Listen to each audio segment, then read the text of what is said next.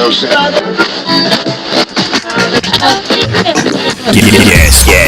who got brands talking? Brandlife.co.za. Hey tribe, welcome back to the WITEE Chatterbots show. If you're new to the show, a warm welcome. I'm Carmen Murray, your host, and we bring you this wonderful recording at Brand Life Studios in 27 Boxes in Melville. The WITEE Chatterbots show, Women in Tech, Empowering Everyone, aims to empower you by interviewing a wide range of remarkable and thought-provoking guests to discover as we navigate through the constant change around us. We will explore topics on business, technology, innovation, and give you bite-sized insights that can help you propel forward and embrace the entrepreneurial culture. Today, we have a hilariously funny guy in the studio. I'm so excited. John Vlismas. Welcome, John. Hi, thanks for having me here. I'm super excited. And thanks, Carmen. you are just so awesome, incredible, and very much thought-provoking. And I don't think you need any introduction. So I just need to do my traditional thing and hook you up with the audience. So for over 20 years, you have definitely walked the line between underground, alternative, and mainstream comedy, and you are well known for being very outspoken and observational humor. So I think you have a real gift to be unapologetic, understand and comment on political, social, and economic affairs.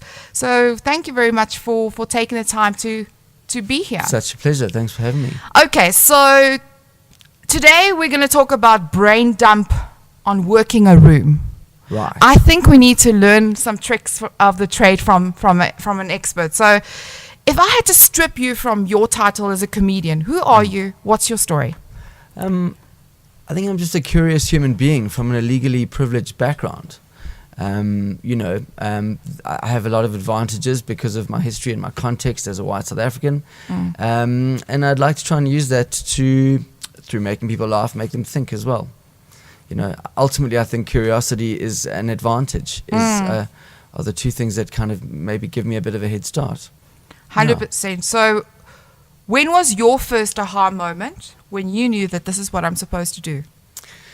I think as a kid, I found that humor broke down barriers. At school, I was very much in the high school I went to was very much WASP inspired and driven, and so a lot of the values were around sport and meaningless structure that I didn't really relate to. So I found that humor was a good escape. But as I get older, I think humor is my way of expressing curiosity. I really like that because I think it's so important to be curious and to know so much. I mean, like just having a chat with you, you know so much about everything, which is such a good thing because I don't know, ignorance is really damaging to yourself. So I think curiosity really plays an important role, and I think that's your way of connecting with people. Yeah, and I think we come from a conservative background historically, and I think that's damaging. It limits education. 100%. I think prejudice is a limiter. And it's taught to children from a young age. They use prejudice as their primary source of understanding. What makes things different, what makes people different, and I'm against that. I think it's rubbish. I think a lot of the main sort of authorities we grow up with, whether it's government, school, church, all wrong, all based on fear. And I think you've got to. Perhaps I took a wrong route. I had a very excessive young adulthood, and I got into quite a lot of trouble. But, I can imagine that. I certainly go with Blake, who said that the road of excess can lead to the palace of wisdom, and So I've broken down lots of taboos in my life probably by accident, but with the hindsight, and I'm lucky to have survived all of that. I think I've become a more open-minded adult, and I think that was always the goal. Yeah. And I remember the first time I saw you, like many years ago. It was in Killarney Mall. I saw you for the first time. It was probably like 6-7 years, and I was like, oh my god, he looks so scary. It was the first time I saw you. Yeah. And when I started like watching your movement and what you're up to, I was like, this is a very smart guy. And this is what I love about you is that you speak your truth, which I think is very important, and you have a story to tell, and I think everything initiates from some sort of rebellious side within you. Yeah. I mean, I think when you don't articulate things always very well when you're young, and because you don't have the language of the world yet. But and also, if you're against the sort of mainstream, generally you get written off. And the mainstream is generally stupid. This is why wrestling is popular. Yes. Because you have earrings and strange hair, suddenly you're this loser. Yeah. And it's interesting. A lot of the people I grew up with at school, I was very much on the fringe, so the friends I made were kind of the outsiders, and a lot of them have grown up to be quite successful. And the people who sort of in the first team rugby, first team cricket, have followed the same path. They're just balding and spreading, and gently self-loathing individuals who just toe the line. And I find that so sad, because they were encouraged to be worshipped as sort of a prefect or a rugby captain, and ultimately that's meaningless. It really is. I'm only finding the value of real education later in life. So like now I'm studying at the age of 45. And I think it's the right time for me actually to be studying. I don't think I should have studied when I was 19 or 18, when I left school. So it's an interesting time. I love what you're saying, because I also when I look at my own personal life, or when life is unkind to you, and you've had hardships, or you've learned a lot of failures, or learned from a lot of failures, your outlook on life is not a sense of entitlement. It's like, I got to work for what I want. Yeah. And I think that's the most important thing to success, is that, you have to accept you in your mind, no is always going to be the answer. Nobody's going to, arrive on a white horse and save you, that kind of vibe. And I believe in that. So I love it. Okay. Yeah. So your antenna is always up. What are you tuned in at the moment? So at the moment, like as we spoke about off air, pretty much everything you've said to me since we met, I'm fully like in love with all of those things. Awesome. Future fit, technology, burning down old structures. We spoke briefly about linear television as a sort of one of the more current dinosaurs right now. I've grown up in the comedy industry, meeting with those people as a sort of a monolithic power. And now watching them get shaken to their foundations, it's just more current to me than, let's say, talking about the usual examples of Uber or Kodak, or these things get spoken about so much, like boring. But I'm watching DSTV, a giant, just like rumbling, at its core, and having to question itself after decades of like, we are the only one, like you do it our way, there's no other way.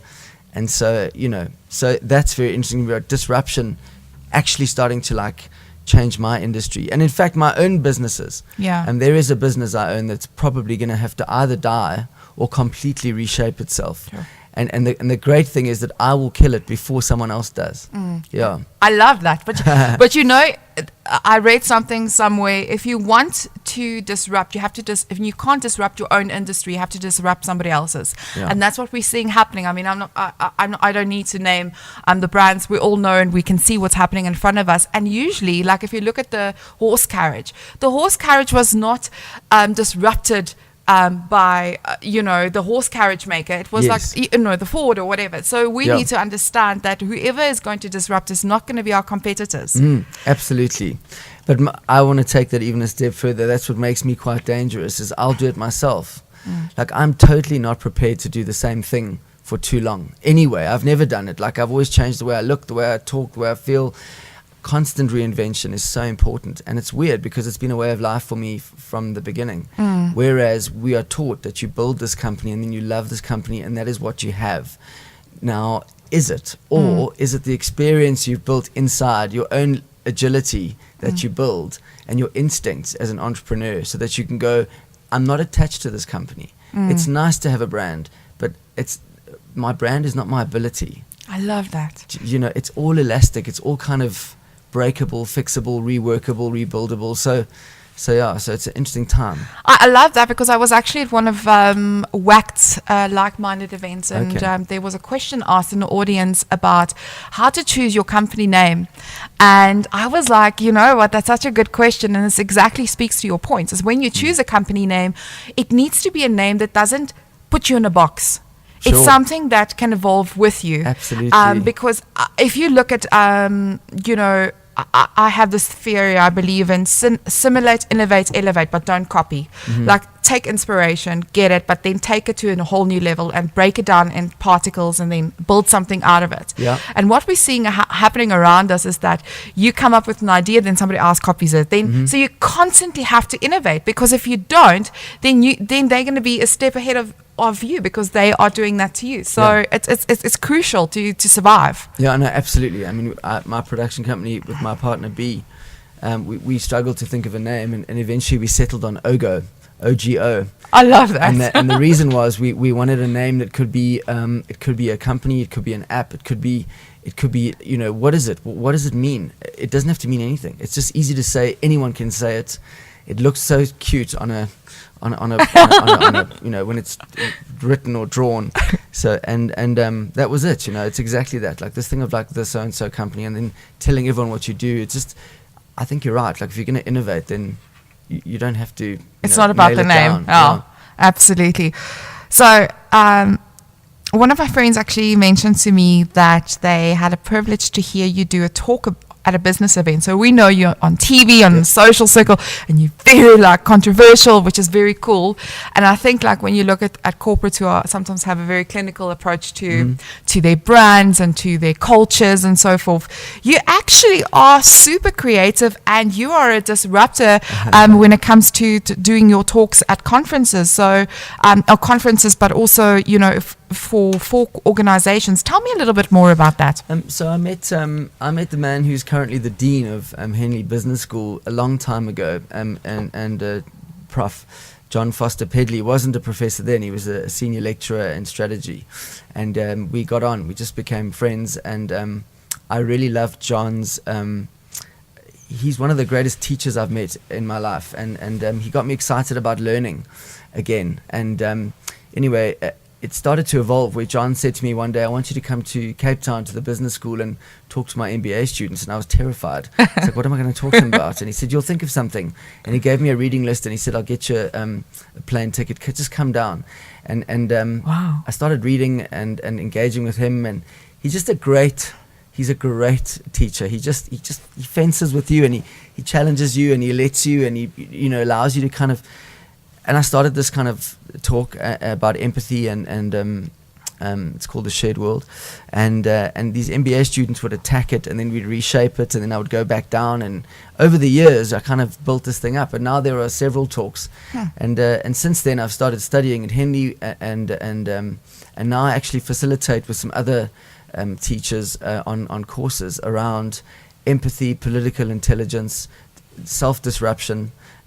Resonance versus dissonance. I'm a big believer in dissonance as a teacher, as opposed to resonance. In the corporate culture, we want diplomacy, which I think shuts down thinking. It's rubbish. It's no good for disruption. You need dissonance. You must learn from dissonance. You have to engage on a robust, you know, conflict-based model, which is respectful, and it has parameters. But I think you've got to learn to disagree in a healthy way. You know, yeah. Because I totally agree with you, because I think, you know, there's a lot happening in the world at the moment, and especially the matriarch era is arriving. Masculinity is in, and for females to be more masculine and have a male energy is cool. Yay! I'm fitting in for once in my life. No, but I think that it's so important to become part of these conversations and not to be on guard because you're trying to protect a brand. Because what people are looking for is that brand that doesn't talk at them but talks with them. Sure. You know. Yeah, it's deep niche. You know, I mean, everyone is an individual, and everyone wants to have a voice because they have now, you know, social media, and every individual is recognizable as a single entity. We recently had an interview with John Sane, and we were also just having these conversations. And you know, the one thing is, what's so important is that profit over purpose or purpose over profit. Which one do you choose? And if you look at Warren Buffett, the other day he said, hey, we need to stop chasing these quarterly targets. We need to start driving change. And if we follow the targets, we're not going to make the right decisions. And I think it's important and paramount for organizations to have a long-term view and look far into the future than just looking what's in front of them. Yeah. I mean, it's easy for Warren Buffett to say one of the richest men in the world. Yes. We're not chasing profits anymore. Okay, Warren. Certainly, if you go to any business school, almost every module will kind of remind you that the point of business is value creation. And often that's defined as a profit. But I mean, I kind of get it, and I would hope that the business world is developing a conscience, because certainly people with collared shirts and chinos have done more damage to this planet than certainly anybody with neck tattoos. So yeah, I would agree that if they're developing a conscience and they're not so psychopathic, that would be great. Yeah, exactly.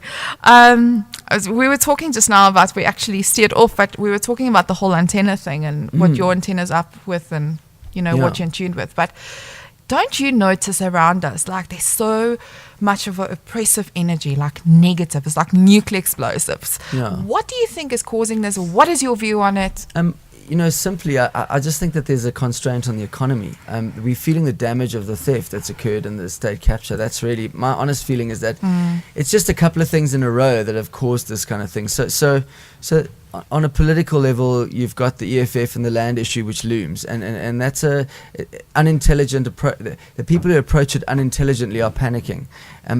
So that's the one level, is that white people are nervous they're going to lose something that they've gained. Well, it's an illegal privilege, as I mentioned earlier. So that has to change, and that will change regardless of what everyone thinks. And that's just because we are animals and we are taught to survive. So we have to acquire, because acquisition is security. So that's causing some negativity. On the other hand, politicians are using these emotive issues, race, land, inequity, to drive feeling and polarize people before the election, because they're not going to win on political merit. So they're going to win by trying to damage the opposition. So there's this, we are being forced into a polarized situation. And I think we as people have to just step back and go, there's an element of politics here. There are some real conversations we have to have, but we're being engineered into, whether it's Bell Pottinger or the DA and the EFF, it doesn't matter. We're being played with, and we're either going to be the toys, or we're going to step back and go, let's just all man up here and woman up, and let's just sort of sort this out. So there's that. So there's a bit of economic constraint, because we've seen things like the VAT increase, and we've seen things like fuel hikes, and we've seen, the rand value a little bit unstable. And so they're a combination of things. And what I find when you're feeling that negativity is try and break it into its constituent parts and then deal with each of them. We have to live through the losses that have been made. I think the president's doing a pretty good job. He's raised 20 billion in the last little while already at the beginning of his fundraising trip. So he's on track to raise his 100 billion. He hasn't even got to China yet. So that's very good. I think we're just living through the consequences of our actions, and our actions were not to get rid of Jacob Zuma earlier. Yeah. We allowed it too long because we all had a cappuccino. We didn't care enough. So I mean, I don't feel negative. I think we're living through the consequences of our actions, and we have to get through them. In a business, when you're going through a crap time, you've got to trade through the badness and or give up. You just can't give up being South African.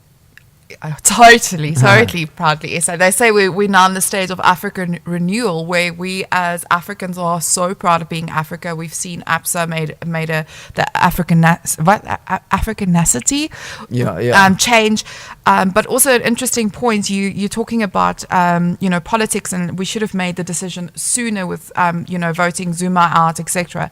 But a very interesting thing is that there was a recent research done by Brand SA, I think, and they were talking about like the youngsters, like your Generation Z, although I don't like to put people in boxes, are not interested in politics. And isn't that going to take us even further down the line of disaster? It may do. Lindiwe Mazibuka is launching her apolitical academy, where she'll be, taking in young political candidates and then schooling them, regardless of which party they want to go into. So there are a group of youngsters who are interested in leadership, and I agree. I think on the whole, people who kind of this new generation, my daughter really couldn't give a damn about who's running the place. But I think that's a consequence of age. I think as you get older, you're more interested. As you get into a kind of, I'm trying to think of the phase. But anyhow, where you become concerned with legacy, generative phase, I think it's called in Erickson's cycles, you concern yourself more with what we're leaving behind. So like my thing now at the age of 45 is, what work have we left undone that we now hand to our children? One of them is race, one is land. So these are things which, this inequity that we're just passing on, we just want to get through it. If I can just hang on to my stuff until I'm not here, but that's not really a very responsible approach. So I can be interested in future-proofing stuff and being future-fit, but there are things we have to concern ourselves with. Sure. We're just going to quickly go for an ad break. We'll get back to you guys shortly as we continue this very interesting, exciting conversation. All over the place. We're online 24/7. 24/7. You're listening to the hottest internet station. And live. No doubt.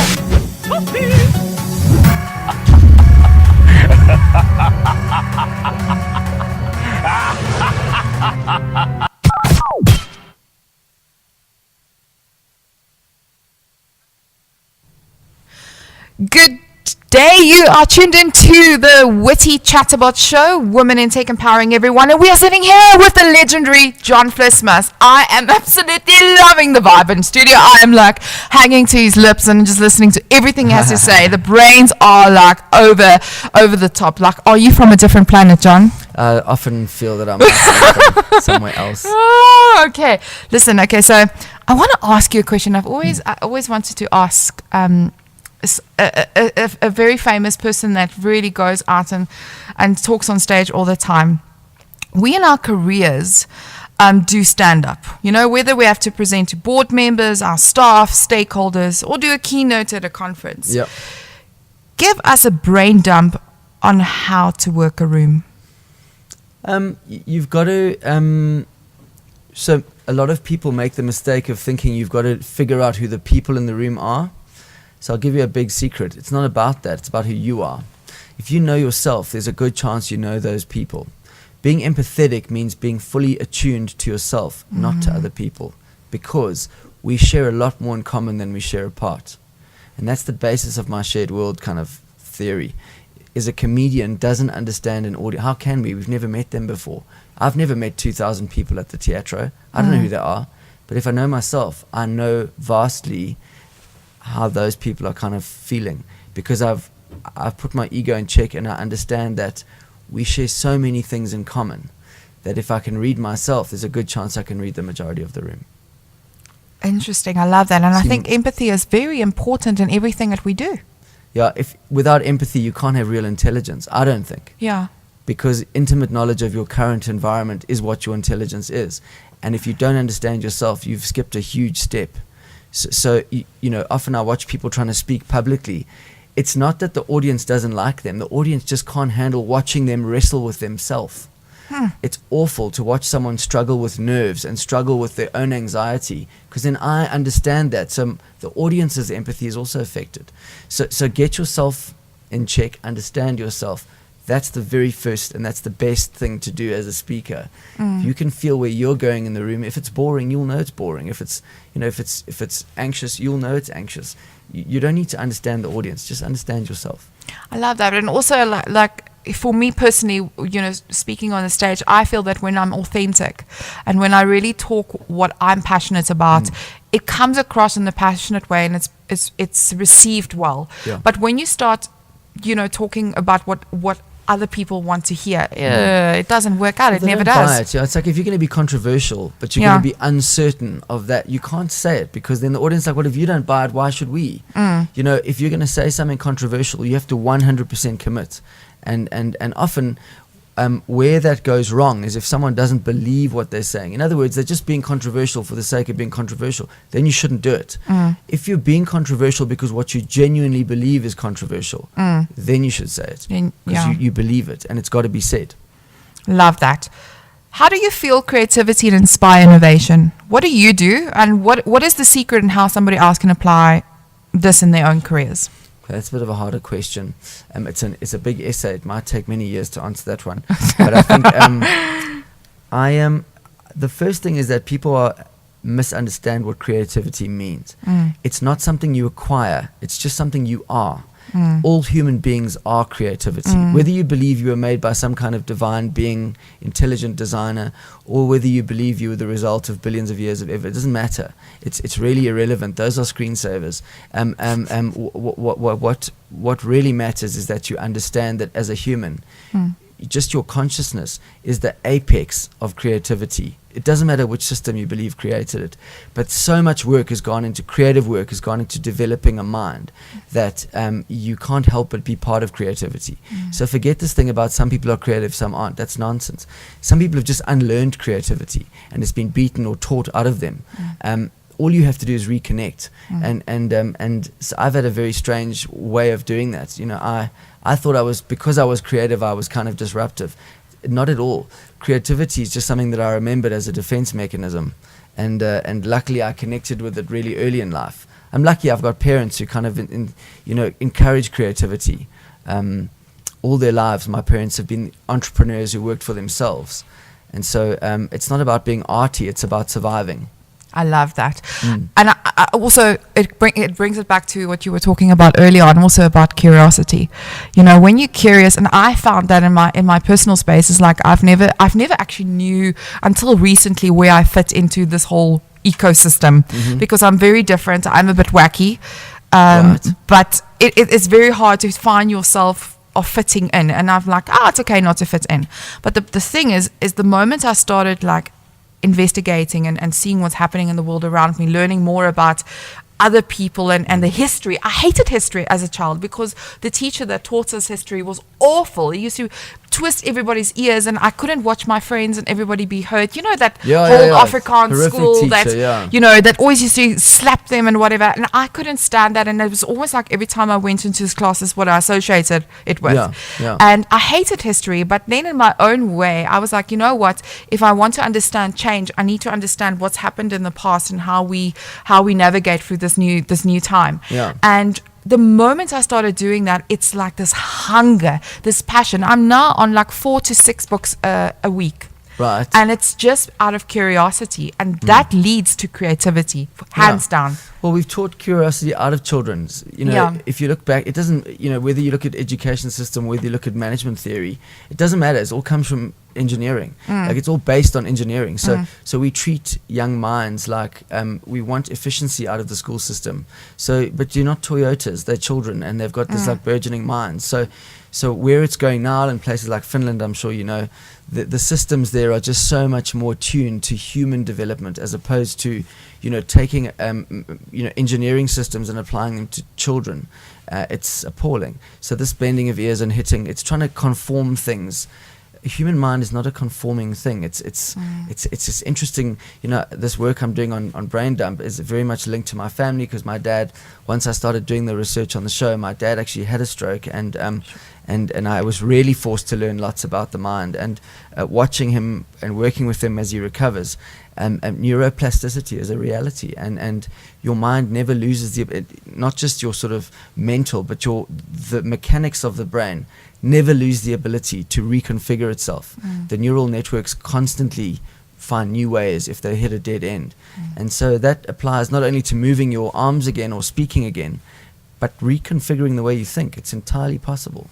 I love that. You know, my mom 3 months ago had 4 strokes. Wow. And it's like watching this whole process, and it gets to you, but then you see how the brain programs itself again. It's like a technology that's built within us. Will Smith refers to as our own God-given technology, where your brain regenerates itself. And my mom has managed to take her first few steps recently, and we thought she would never be able to walk again. Yeah, exactly. And it's quite incredible.